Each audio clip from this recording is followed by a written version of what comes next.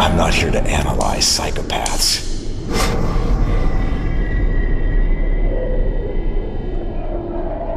It's a genetic defect. I have the cure.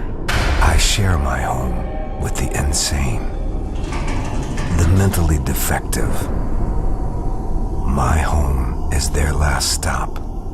My patients have been discarded by their families and society, cast out by a world where so-called sanity rules.